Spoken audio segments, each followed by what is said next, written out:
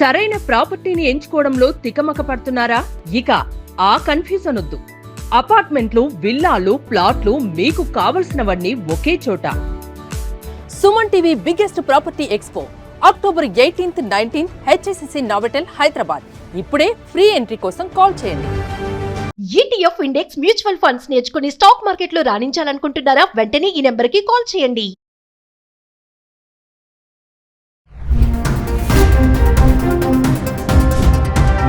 నమస్తే, welcome back to Suman TV.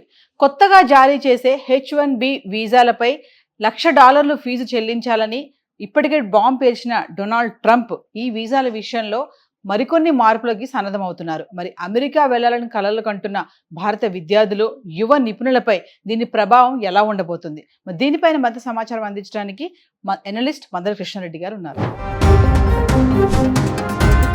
Suman TV ప్రేక్షకులకు నమస్కారం. అమెరికా H1B వీసాల విషయంలో మరిన్ని కఠినమైనటువంటి నిబంధనలు విధించే ఆనవాళ్లు కనబడుతున్నాయి. ఇప్పటికే $1,00,000 ప్రాసెసింగ్ ఫీజు కింద కట్టాలని చెప్పినటువంటి నిబంధన ముందుగా బాంబు బదులైనట్టుగా చాలామంది గుండెల లోపల అది బాగా బలీయంగా నాటుకొని పోయింది. తద్వారా ఎంతోమంది ఆశలు అడియాశలు అయిపోయినాయి. $1,00,000 ఒకేసారి కట్టడం అంటే సుమారు ₹1,00,00,000 కట్టినట్టు లెక్క. అంత పెద్ద మొత్తంలో వీసా ప్రాసెసింగ్ ఫీజు కింద కట్టడం అనేది సాధ్యం కాదు. ₹1,00,00,000 కట్టి అమెరికా లోపల ఉద్యోగానికి వెళ్ళడం అనేది, చదువుకు వెళ్ళడం అనేది చాలా కష్టమైనటువంటి ఉద్దేశంలో H1B వీసాలు ముఖ్యంగా ఉద్యోగాని కోసమే కడతాం కాబట్టి వాటి లోపల చాలా ఇబ్బందులు ఉన్నట్టుగా మొత్తం సంస్థలన్నీ కూడా అక్కడ ఉన్నటువంటి గూగుల్ లాంటి సంస్థలు, పెద్ద సంస్థలన్నీ కూడా అమెరికా ప్రభుత్వం మీద ఒత్తిడి తెచ్చాయి. మాలో ఉన్నట్టు ఉద్యోగస్తులు చాలామంది నాపయ్యే అవకాశాలు ఉంటాయి, తద్వారా మా కంపెనీలు ఆగిపోయే అవకాశాలు ఉంటాయి. మరి అమెరికాలో కంపెనీలు ఆగిపోయినప్పుడు అమెరికన్స్ కూడా ఉద్యోగాలు పోయే అవకాశాలు ఉంటాయి. కాబట్టి మీరు అమెరికన్స్ కూడా ఉద్యోగాలు సేఫ్టీగా ఉండాలి అంటే ముందు మరి H1B వీసాలో $1,00,000 అనే విషయాన్ని తీసేయాల్సిన అవసరం ఉందని ఒత్తిడి చేయడంతో ప్రతి సంవత్సరం $1,00,000 కాకుండా జీవితకాలానికి $1,00,000 అనే విషయంగా దాన్ని మార్చడం జరిగింది. దానివల్ల కొంత రిలీఫ్ వచ్చే అవకాశం ఉంటుందని అనిపించింది. కానీ ఆ $1,00,000 ఎవరు పే చేయాలి?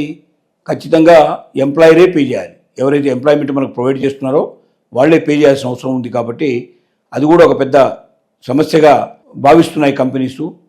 ఆ $1,00,000 పెట్టి ఒక H1B వీసా జారీ చేసి ఒక ఎంప్లాయీ తీసుకున్నప్పుడు వందల కొద్ది ఆలోచనలు చేస్తారు.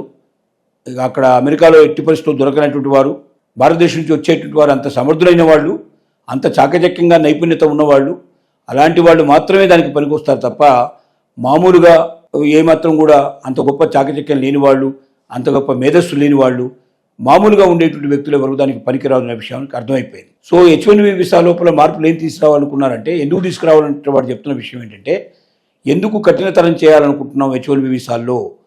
దానికి ముఖ్యమైన కారణం ఏమిటంటే, అక్కడ ఉన్నటువంటి అమెరికన్ స్టూడెంట్స్కి రక్షణ కల్పించాలని మేము అనుకుంటున్నాము. వర్క్ ప్లేస్లో భద్రత కల్పించాలని మేము కోరుకుంటున్నాము. ఎక్కువ మంది అమెరికన్స్కు ఉద్యోగాలు రావాలని మేము కోరుకుంటున్నాము. అల్లాటప్పగా ఎవరిని పడితే వాళ్ళని మేము ఇక్కడ దేశంలో ప్రవేశపెట్టినట్టయితే వాళ్ళు అమెరికన్ పౌరులకు ముప్పు తెచ్చే అవకాశాలు ఉంటాయి. కాబట్టి ఆ భద్రత కోసం అని చెప్పి ఎక్కువ డబ్బు కట్టినప్పుడు రాగలిగే వ్యక్తులు తప్పనిసరిగా మంచి వ్యక్తులు వస్తారు, వాళ్ళు మేధావులే వస్తారు.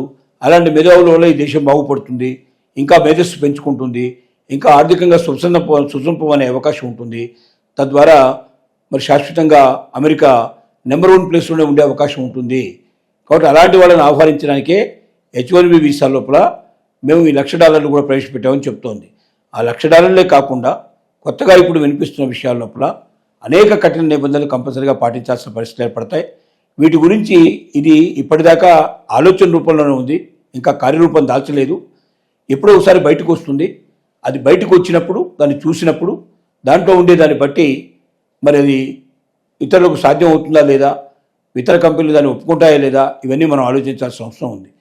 ఏది ఏమైనప్పటికీ ట్రంప్ ముఖ్యమైన ఆలోచన ఏమిటంటే, ఇతర దేశాల నుంచి మంచి మేధోవంతులైన వ్యక్తులు తప్ప ఈ దేశానికి రావద్దు.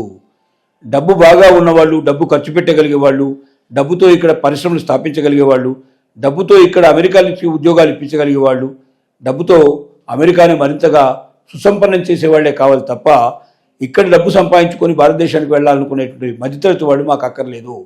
అలాంటి వాళ్ళని వదిలించుకుంటేనే మంచిది. అలాంటి వాళ్ళని వదిలించుకోవడానికే నేను $1,00,000 అనేటువంటి ప్రపోజల్ తీసుకొచ్చాను అనేది చాలా స్పష్టంగా తెలియజేస్తున్నాడు ట్రంప్. తద్వారా మరి సామాన్యులకి మధ్యతరగతి వారికి నిజంగా మేధో సంపత్తి ఉన్నప్పటికీ దాన్ని ఉపయోగించుకోవడానికి ఈ దేశం నుంచి వెళ్ళిపోయి మనకు ఖచ్చితంగా యూఎస్ అయితేనే బాగా బెటర్ ఆపర్చునిటీస్ వస్తాయని చెప్పి చాలామంది అనుకున్నారు. అలా అనుకున్న వాళ్ళకి అందరికీ ఆశలకు అడియాశలైపోయే పరిస్థితి ఏర్పడింది. చివరికి ఇప్పుడు ట్రంప్ ఆ $1,00,000 సంబంధించింది 1 year ఉంటుంది. ఇది అంటే సెనెట్లో దీన్ని నెగ్గితే ఖచ్చితంగా మొత్తం మెంబర్స్ అంతా ఒప్పుకొని మెజార్టీ పీపుల్ దీన్ని ఒప్పుకున్నట్టయితే 1 సంవత్సరం పాటు ఇది అమల్లో ఉంటుంది. 1 సంవత్సరంతో మళ్ళీ దాన్ని రెండోసారి ఆమోదించాల్సి వస్తుంది. ఈ లోపల ప్రభుత్వానికి ఇష్టం లేకపోయినా దాన్ని మార్చుకోవాల్సిన పరిస్థితి ఏర్పడుతుంది. అయితే కొత్త నిబంధన మాత్రం ఈ సంవత్సరం నుంచి అప్లికేషన్స్ ఏవైతే తీసుకుంటారో, అంటే ఇప్పటిదాకా వచ్చిన అప్లికేషన్స్ అయిపోయినాయి, ఇంకా మనకు అప్లికేషన్ ఇచ్చేట్టు టైం రాలేదు కాబట్టి నెక్స్ట్ ప్రాసెసింగ్ టైం స్టార్ట్ అయిన తర్వాత ఖచ్చితంగా $1,00,000 ప్రాసెసింగ్ ఫీజు కడితేనే యూఎస్ లోపలికి ఎంట్రీ ఉంటుంది. ఈవెన్ ఇక్కడ H1B వీసాలు ఇక్కడ వచ్చే అవకాశాలు ఉంటాయి.